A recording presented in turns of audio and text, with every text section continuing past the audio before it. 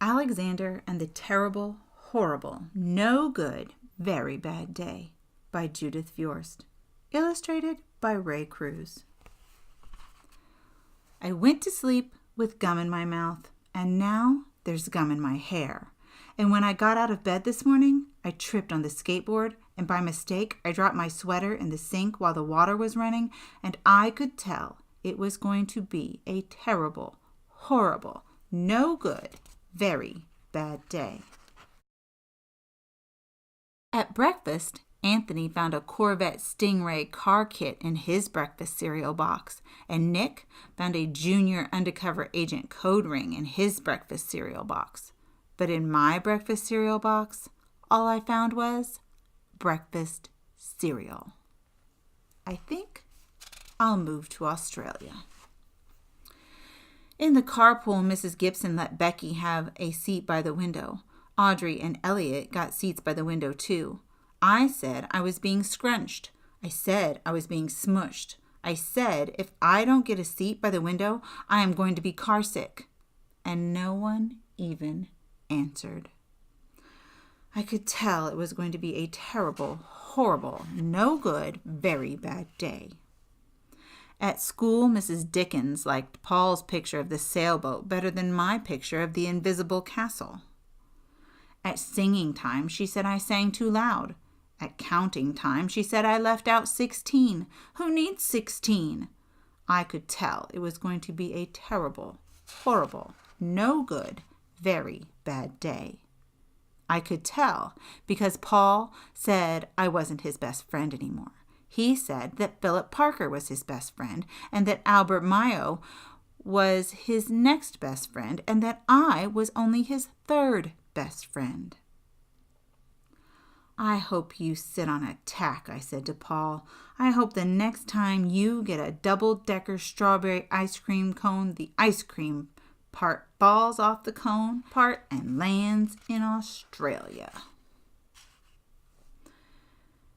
There were 2 cupcakes in Philip Parker's lunch bag, and Albert got a Hershey bar with almonds, and Paul's mother gave him a piece of jelly roll that had little coconut sprinkles on top.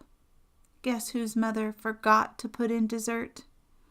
It was a terrible, horrible, no good, very bad day. That's what it was because after school, my mom took us all to the dentist, and Dr. Fields found a cavity just in me.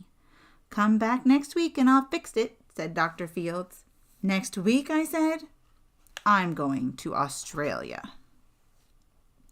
On the way downstairs, the elevator door closed on my foot while we were waiting for my mom to get the car, and Anthony made me fall where it was muddy, and then when I started crying because of the mud, Nick said I was a crybaby, and while I was punching Nick for saying crybaby, my mom came back with the car and scolded me for being muddy and fighting. I am having a terrible, horrible, no good, very bad day, I told everybody.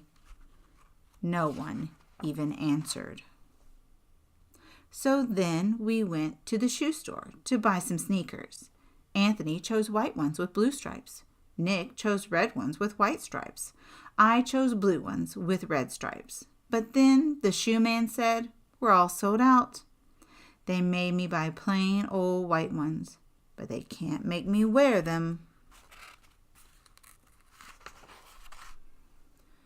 When we picked up my dad at his office, he said I couldn't play with his copying machine, but I forgot.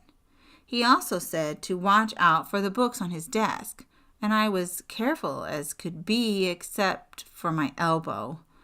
He also said don't fool around with his phone, but I think I called Australia.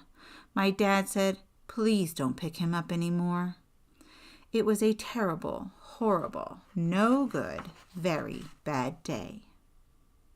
There were lima beans for dinner, and I hate lima beans. There was kissing on TV, and I hate kissing. My bath was too hot. I got soap in my eyes. My marble went down the drain, and I had to wear my railroad train pajamas. I hate my railroad train pajamas. When I went to bed, Nick took back the pillow he said I could keep and the Mickey Mouse nightlight burned out, and I bit my tongue. The cat wants to sleep with Anthony, not me. It has been a terrible, horrible, no good, very bad day. My mom says some days are like that. Even in Australia.